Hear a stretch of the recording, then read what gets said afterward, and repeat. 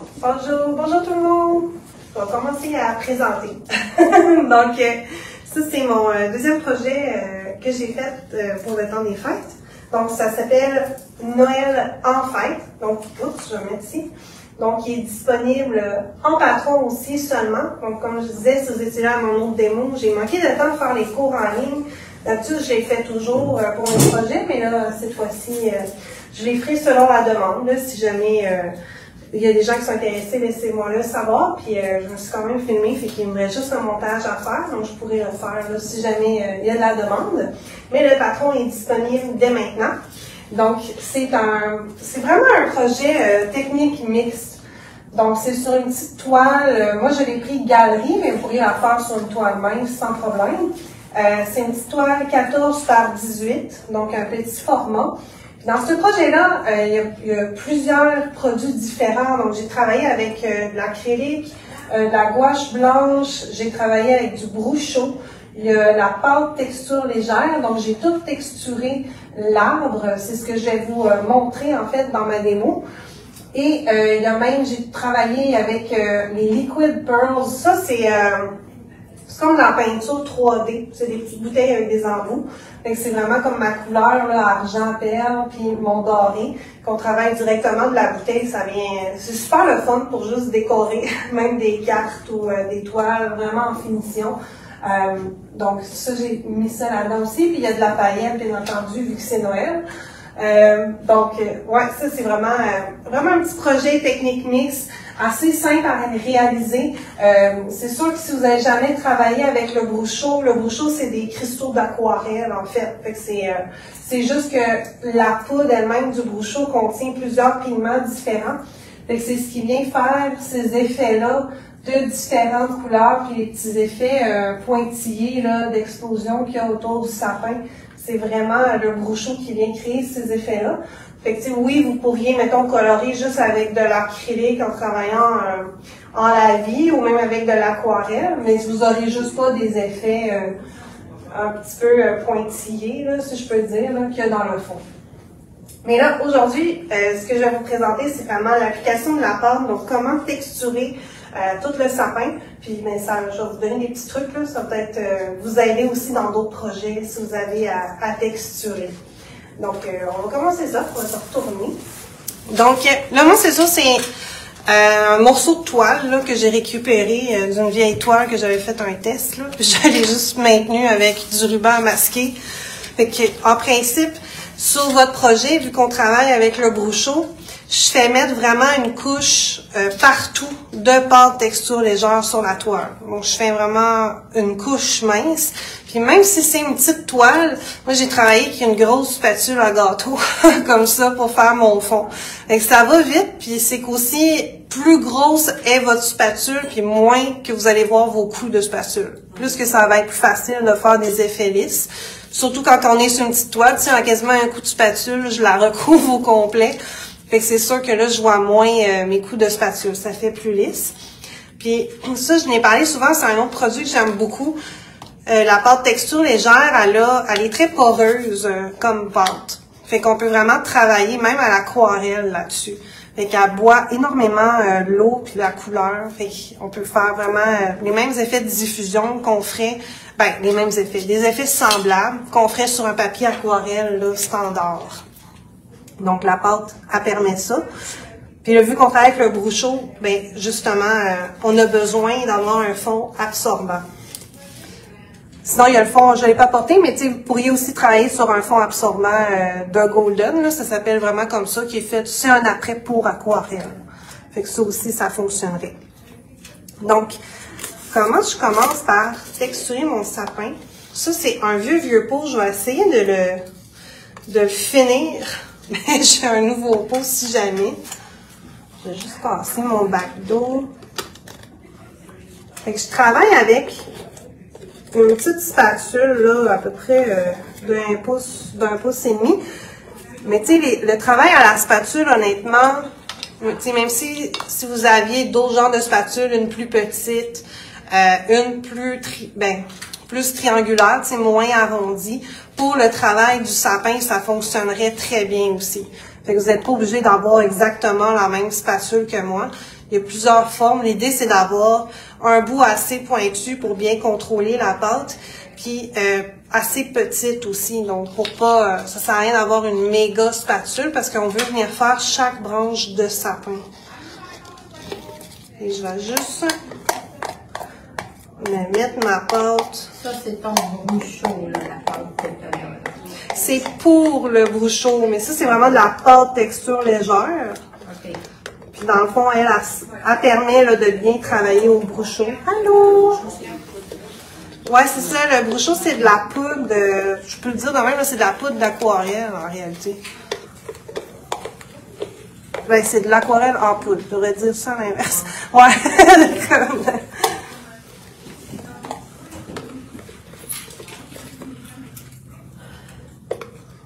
bon, j'en ai.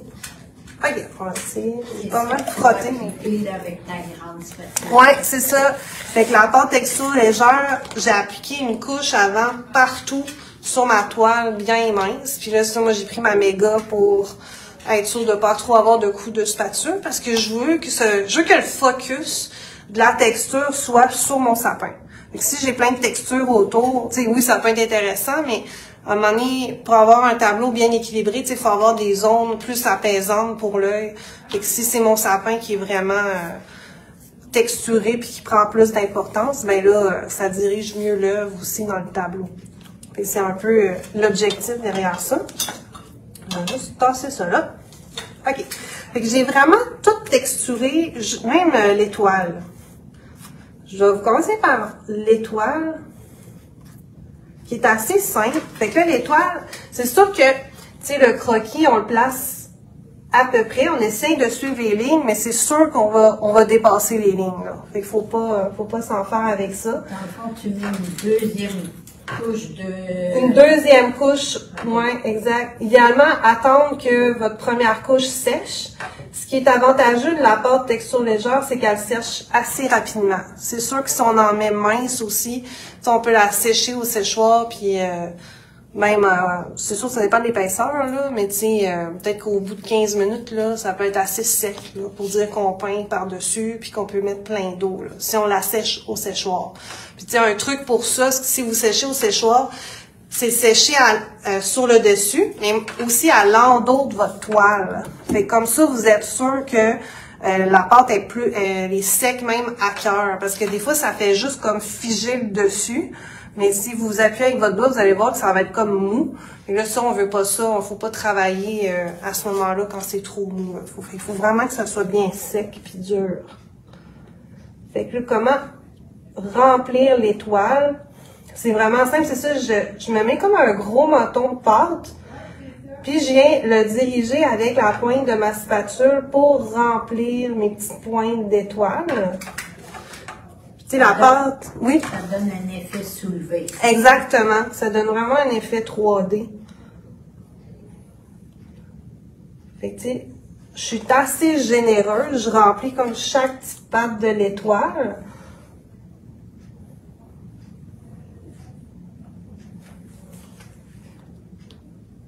Si jamais là, vous avez comme dépassé, vous avez des motons, puis là, vous n'aimez pas ça, vous pouvez aussi, si vous avez de la misère à venir retirer de la pâte avec la spatule, vous pouvez aussi juste mouiller un petit lunar, un pinceau raide, ça pourrait être en pointe de pâte aussi, quelque chose qui a une belle tranche, puis là, vous pouvez juste venir retirer la pâte qui vous dérange. Fait que ça se fait super bien. Il faut pas s'inquiéter non plus, la pâte, surtout avec l'épaisseur qu'on en met, là. Vous voyez, je vais essayer de vous montrer, je sais pas si on voit bien à la maison, là. Si vous voyez bien l'épaisseur que je mets, là, ouais. Fait que c'est sûr que vous avez en masse le temps de travailler, là, tu sais. Vous avez le temps, elle séchera pas au complet en dedans de 5 minutes, là. Si vous la laissez sécher tout seul, c'est sûr que ça va y prendre une couple d'heures, là, à sécher comme il faut, là.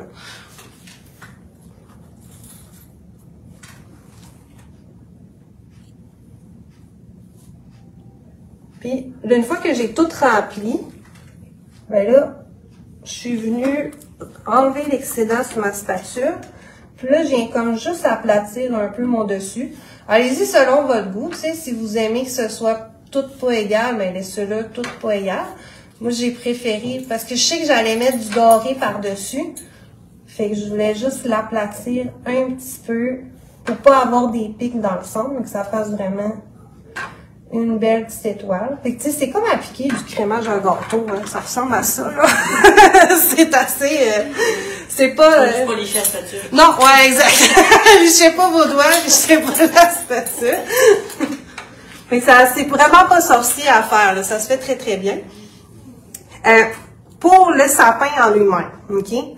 Là, le truc, il faut vraiment, mais vraiment commencer par vos branches du bas. Fait qu'il faut commencer par en bas, puis monter par en haut, puis vous faites chaque étage jusqu'à temps que tout soit plein. C'est vraiment ça. Tu mettras pas tes mains dans ce que tu as mis en haut? Non. Ben là, accote-toi pas dessus, là. Non, à travailler, non? À travailler, non. Non, je vais te montrer comment que je fais ça. Fait que là, ce que je fais, j'en ai très, très épais, là, sur ma spatule. Je viens vraiment, puis je fais exprès pour dépasser, là, de ma branche, tu sais, ça va faire d'autres petites branches, tu sais, ça va faire d'autres textures. Moi, le sapin, je l'ai pas lissé, là. Je l'ai vraiment laissé très texturé. Fait que je viens vraiment en déposer beaucoup, puis je vais venir comme écraser vers la fin. Fait que je viens me faire... Ma pâte, elle a un petit peu séché, là. Je vais juste... Fait que je vais venir comme ça. Fait que ce que je veux, c'est que la pointe de mes branches, je veux qu'elle soit bien épaisse. Puis je veux y aller plus mince dans le bas. Ouais, dans le centre. Puis vous allez voir pourquoi, parce que après ça va redevenir épais quand je vais venir faire mes autres étages. C'est parce que là, je veux pas que ça devienne non plus super épais, là. Fait que c'est pour ça que je viens plus mince à la fin. Mais vous voyez, j'en mets quand même très épais. Puis vous pouvez vous amuser aussi à texturer avec la pointe de votre spatule. Fait que je pourrais venir faire d'autres dessins de branches dans ma pâte, venir jouer un peu puis faire des petits dessins. Fait que j'essaye pas non plus, j'essaye plus de donner un mouvement là, à ma pâte que vraiment venir faire des dessins de chaque petite branche de pain. Là. Ça, on veut pas ça. C'est plus de donner l'idée générale là, du sapin. Là, ça prend beaucoup de pâte. Je vous le dis tout de suite, là. Ça en prend quand même pas mal. Je vais juste ouvrir mon nouveau pot. Là, quand vous êtes rendu à un autre étage, c'est le même principe. Fait que je viens en mettre beaucoup. J'embarque par-dessus où j'étais déjà. Puis, je viens de l'étirer comme j'ai besoin vers le haut. Fait que là,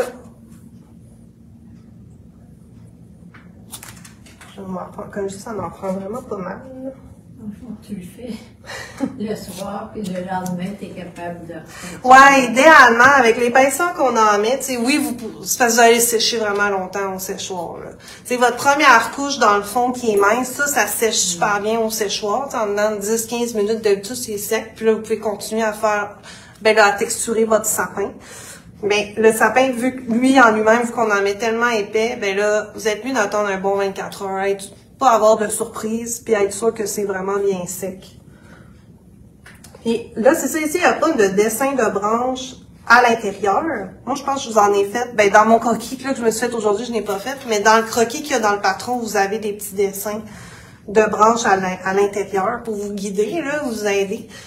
Sinon, vous n'êtes pas obligé de suivre les lignes non plus, là. Vous pouvez... Parce qu'il y a de la pâte à l'intérieur. Ouais, c'est ça. Il y a de la pâte partout à l'intérieur. C'est que je viens vraiment faire d'autres petites branches comme ça à l'intérieur. Là, moi, je viendrais dessiner un peu.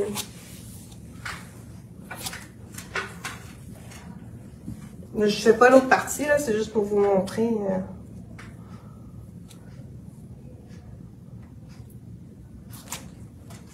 J'ai ça ma branche. Fait que tu vois, celui, je mets pas vraiment ma main dans où j'ai fait avant. Tu sais, je travaille vraiment comme à l'envers, là, dans le fond. Ouais. Fait que, mais parce que je veux faire ma pointe de branche avec la pointe de ma spatule aussi. Fait que c'est pour ça que je me mets tout le temps comme ça. Parce que si je me mettais à l'inverse, ben ça se ferait, mais c'est parce que logiquement, tu vas étirer, tu vas retirer vers la poignée. Ouais. Fait que tu vas comme écraser vers là, fait que ta boule est comme rendue en haut. Puis là, c'est ça que tu veux pas. Fait que c'est pour ça que l'idée, c'est vraiment de placer ta boule avec ta pointe, puis là, t'étires vers le haut. Okay. C'est vraiment ça.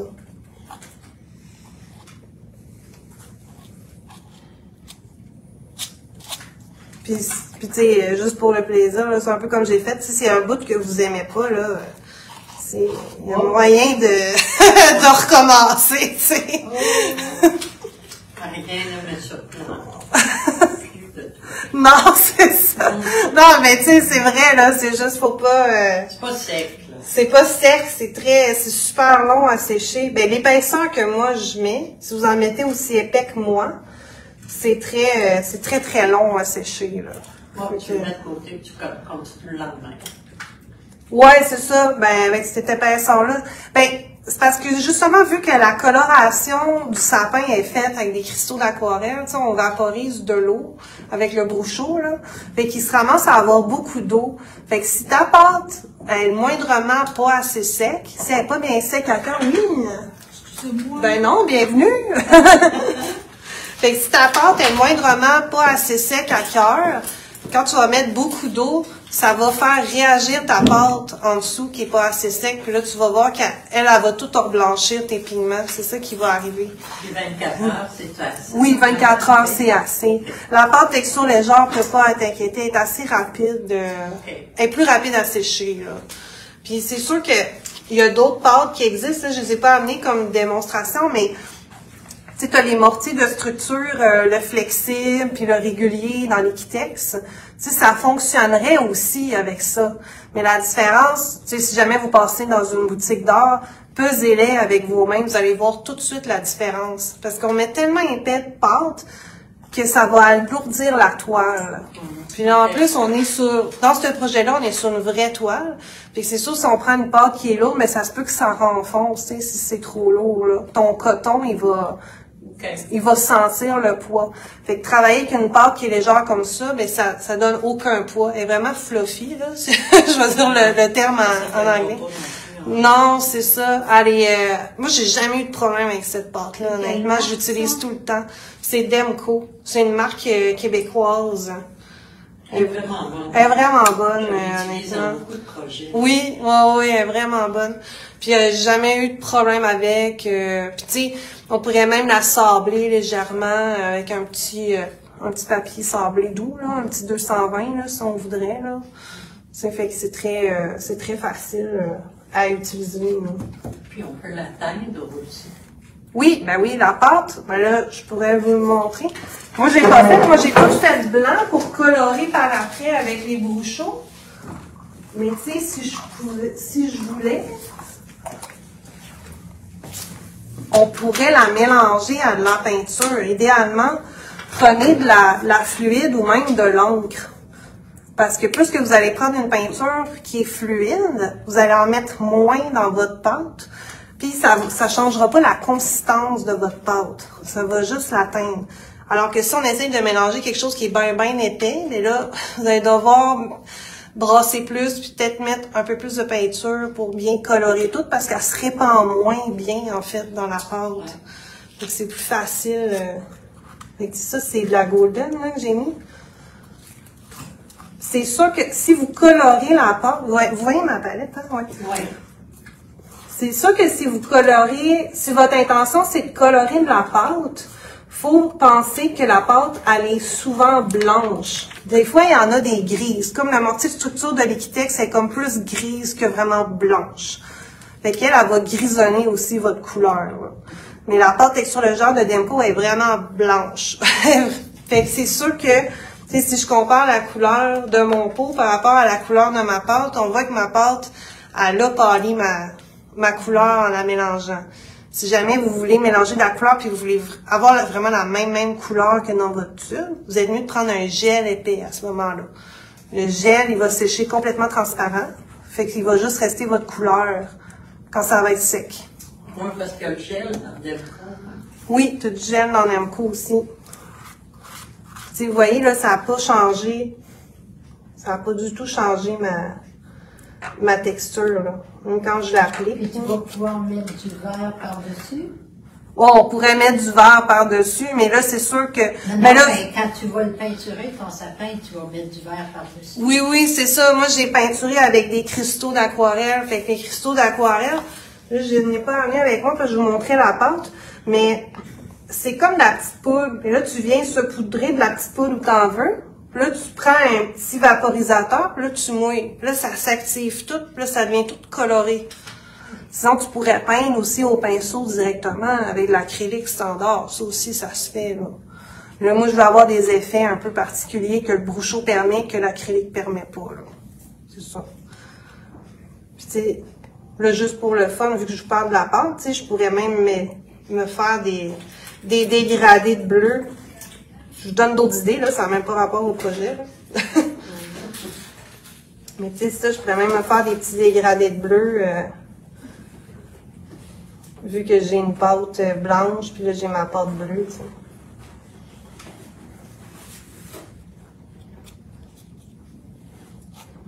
Vous pouvez vraiment vous amuser comme vous en avez envie. Je sais pas, il est rendu quelle heure, là? Des fois que je dépasse. Mais il y en a pas après. Non, je suis un dernier.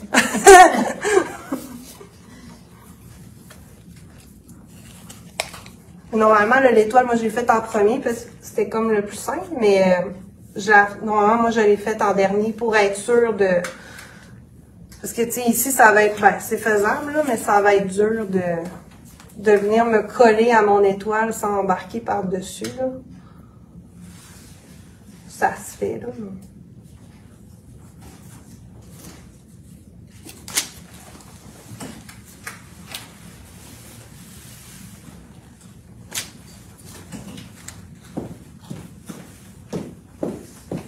Bonne journée, oui. C'est ça. Puis on peut s'amuser même à dépasser un petit peu. Tu sais, je peux travailler vraiment avec la pointe de ma spatule pour venir faire la pointe des petits sapins qui dépassent. Vraiment comme si je travaillais un gâteau, là.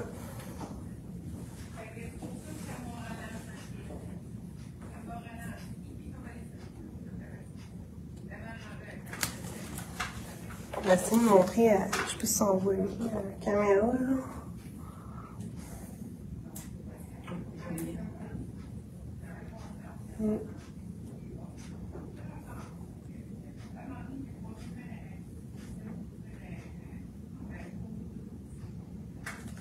Ouais.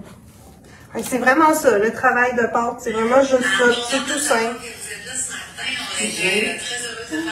T'écoutes des mots en même temps? Non, c'est parce que je devais être là-dedans chez nous. Ah, ok! T'es tellement fan, t'écoutes... Ah, j'écoute partout. J'ai écouté la présentation des pièces. Ben oui! J'ai écouté la première démo, c'était à Chaussée. Oui, c'est ça, exact. Puis ma fille m'a appelé sur Messenger, ok.